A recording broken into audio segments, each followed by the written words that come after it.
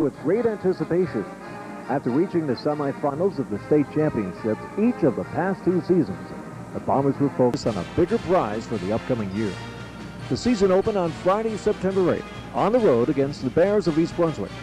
The Bombers jumped out to a 14-0 first quarter lead on the strength of a Jimmy Miller touchdown run and a Ben Isabella interception return for a touchdown. They would go into halftime with a 19-0 lead and go on to win 25-0 behind a stifling defense and a ground control offense to notch their first win of the season.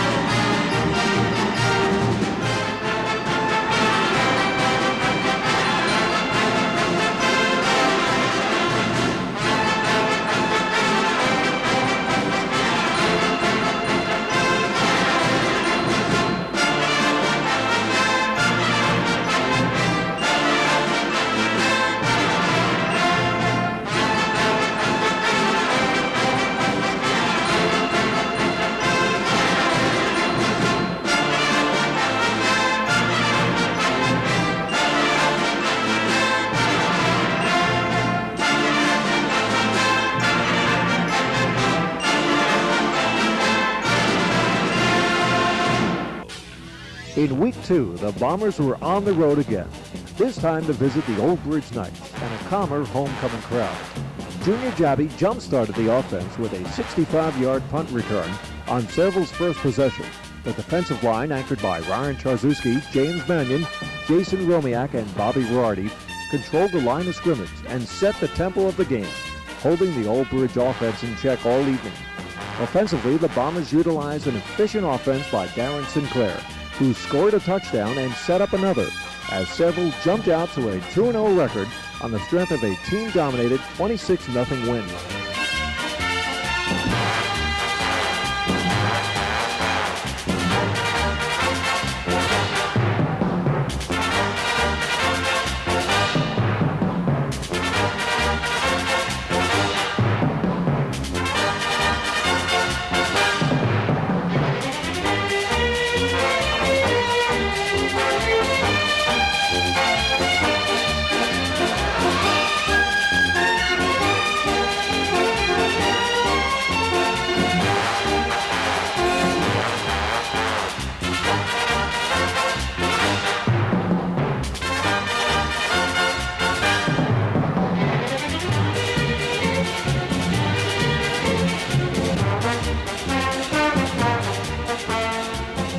The third week of the season brought the Bombers home to War Memorial Stadium to host the Edison Eagles for their first home game of the year.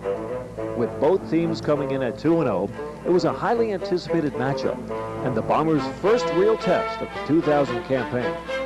Behind an attacking defense led by linebackers Brandon Hoyt, Mike Worthington, and Ben Isabella, Sayreville exploded for a 21-0 first half lead and went on to coast to a 42-19 win, with much of Edison's offense and points coming late in the game against the Bombers' underclassmen.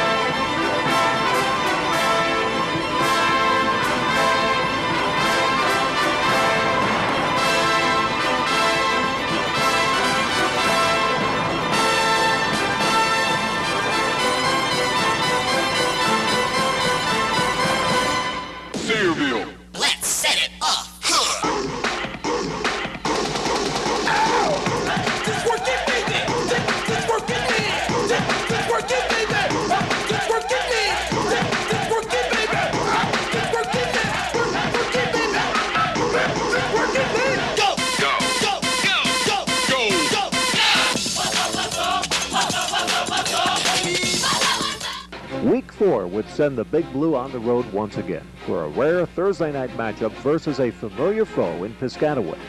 With both teams undefeated and Red Division honors on the line, the Bombers reared out for a 14-0 first quarter lead and went into the locker room with a 21-7 advantage against the team that ended their season a year before.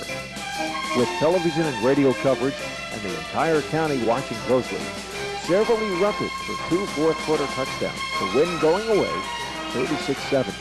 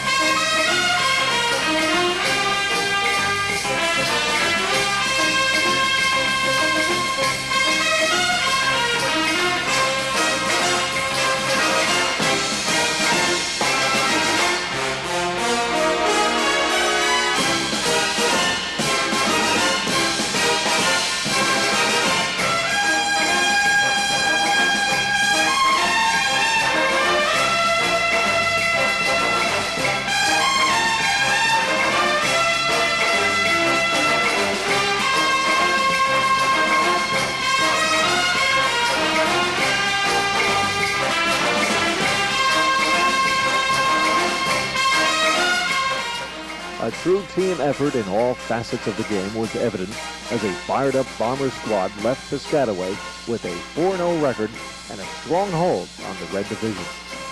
The following week brought the Bombers back home to host the rejuvenated and much-improved Perth Amboy team. After a tenuous start, the Bombers gained control in the second quarter and established their strong running game behind center Frank Mastrangelo, guards Bobby Berardi and Mike Lee, two-way tackles Ryan Charzewski and James Mannion, along with tight end Jason Romiak. With a balanced running attack from 5 different backs, the Bombers were able to control the clock and the scoreboard. While the defense pressured and defended the highly explosive Amboy passing game to post a convincing 40-6 win. Midway through the season, the Bombers remained undefeated at 5-0.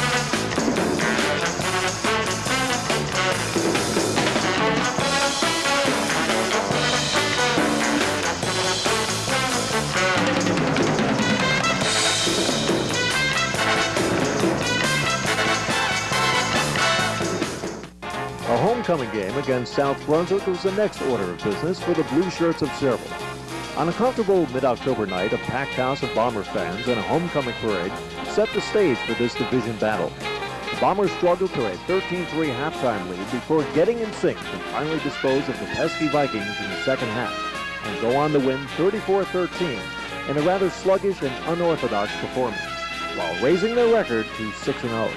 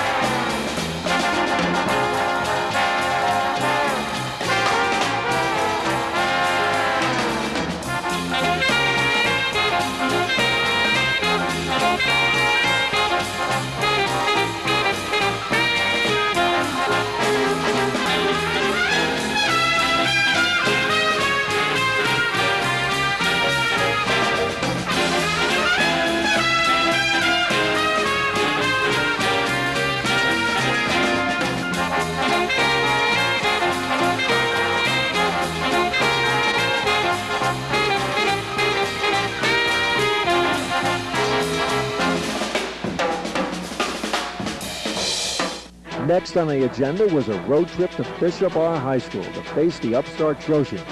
With both teams playing tenacious defense, the only score of the first half came on a fumble recovery for a touchdown by safety Jimmy Miller. With Bishop R choosing to throw the ball exclusively, cornerbacks Darren Sinclair and Junior Javi, along with safeties Miller and Kenny Smith, were constantly being tested. The second half, however, took on a whole new dimension. Sayreville immediately established its option running game, led by senior quarterback and captain Brandon Hoyt, and worked up and down the field in a methodical fashion as the defense continued to stymie any thoughts of an upset. When all was said and done, the Bombers left Bishop R with a hard-fought and well-deserved 22-0 victory, and its third shutout of the season.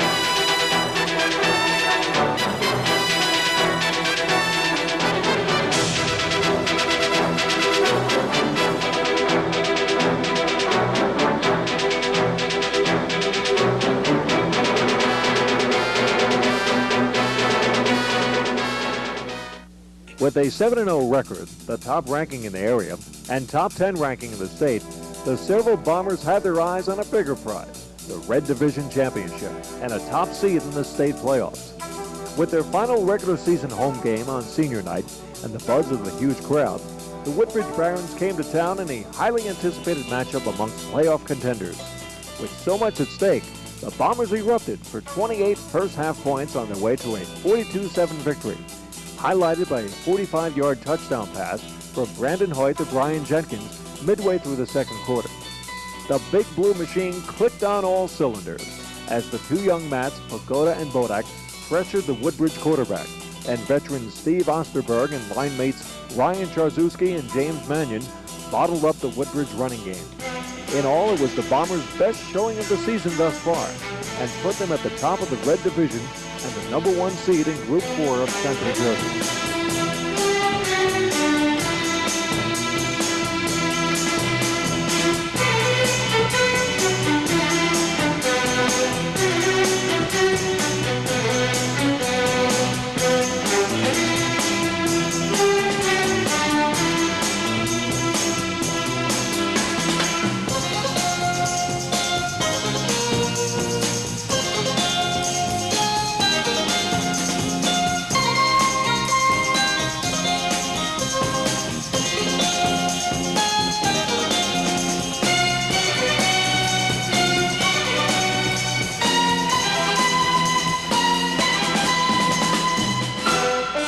The final regular season game saw the Bombers travel on a Saturday afternoon to Edison Township to visit J.P. Stevens. The Hawks needed a win to sneak into the playoffs and keep their season going. However, the Bombers had different plans.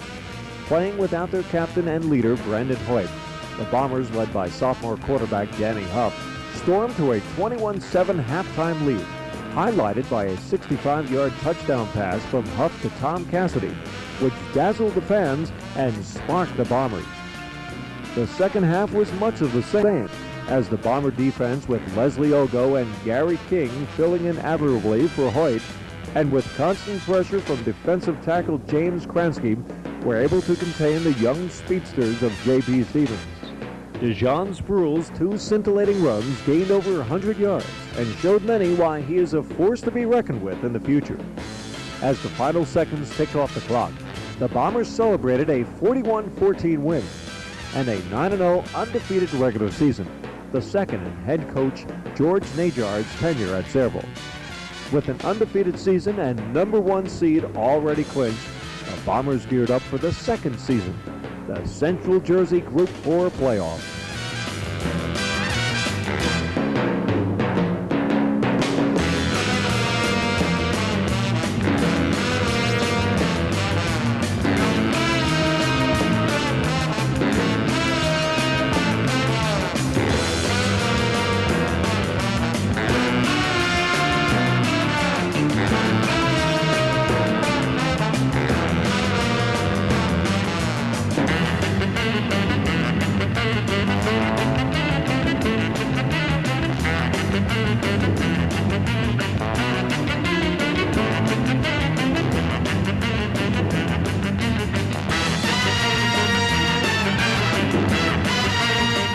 On a cold, overcast, and gray afternoon, the Sayreville Bombers hosted the Tornadoes of Trenton Central High School.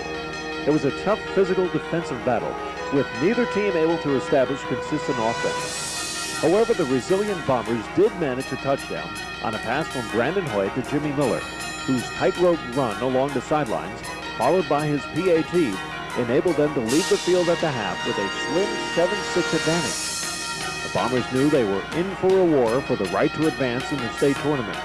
In the second half, the offensive line began to establish the line of scrimmage, and the defense, orchestrated by Coach Zeeb, completely shut down the Trenton offense, holding it to 44 yards rushing, on their way to a 21-6 victory and a state semifinal berth for the fifth straight year.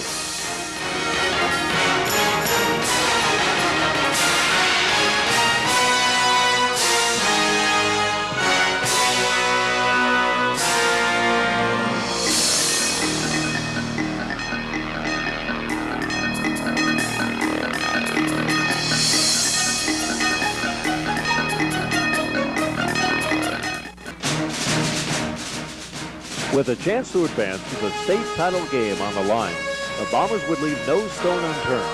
Behind a terrific defensive effort, once again the Big Blue stymied the Eagles' offense with 3 interceptions and constant pressure on their feisty athletic quarterback. A 66-yard punt return for a touchdown by sophomore Junior Jabi and a long methodical offensive drive had the Bombers heading into the locker room with a 14-0 lead, but still with a lot of football left to play. Second half saw Ben Isabella return an interception 60 yards for a touchdown early in the third quarter, and the defense constantly harassing the Eagle offense as the Bombers took control of the game and the clock, finishing off its county and division rival 28-0, and the right to face the Hillsborough Raiders for the state title at Rutgers University in 2 weeks.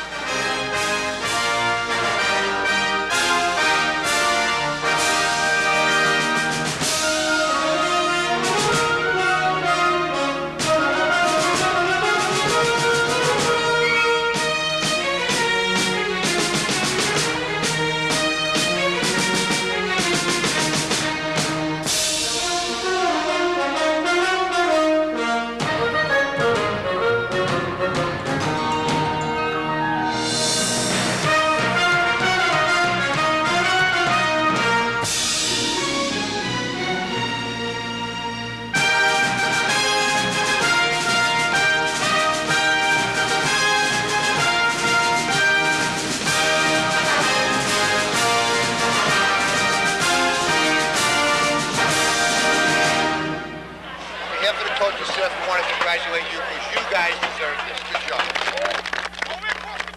Feeling your composure, and you didn't celebrate anything yet because you know this job isn't done yet. We got to where we wanted to go. Now we got to finish the job and close the door. And I like the fact that you realize that this was just a step of getting to the championship game. But we're not satisfied with that. We still have a lot of work to do, and we plan on doing it. We're not letting up after 11 games to let this last one go. So we're going after this game, and that's the approach we have to use. We got to the championship game, and I told you can't win it unless you get there. Well, we're there now, and we'll worry about winning it later. On a cold, windy, and sunny December afternoon, the Bombers faced a tough, aggressive, and opportunistic Hillsborough football team in front of a large crowd at Rutgers Stadium. Although the Bombers came up a few points short, losing 16-13, they displayed tremendous courage and character in battling back from a big deficit with a chance to win late in the game. Although defeated and disappointed in the state championship game, nothing can detract from the accomplishments, excitement, and strong commitment each one of the Bomber players displayed during this championship run.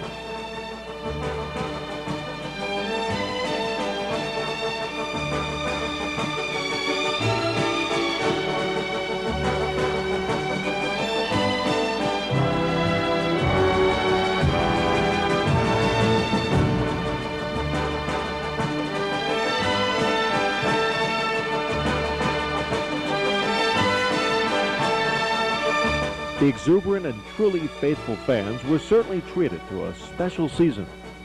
The 2000 team should be commended for their tireless work ethic, terrific enthusiasm, team morale and chemistry, and most importantly, their true commitment and character.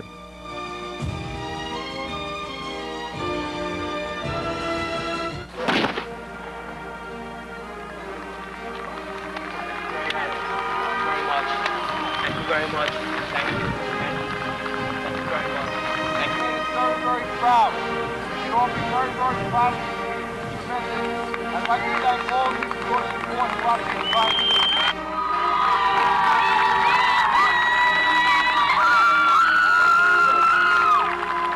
Right on to those guys. Right on to those.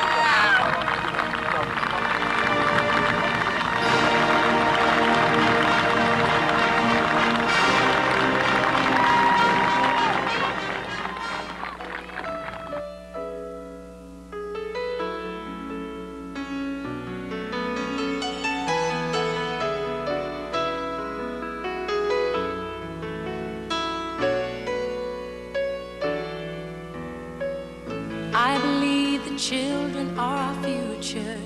Teach them well and let them lead the way. Show them all the beauty they possess inside. Give them a sense of pride to make it easier. Let the children's laughter remind us how we used to be. Everybody's searching for a hero. People need someone to look up to. I never found anyone who fulfilled my needs. A lonely place to be, and so I learned to depend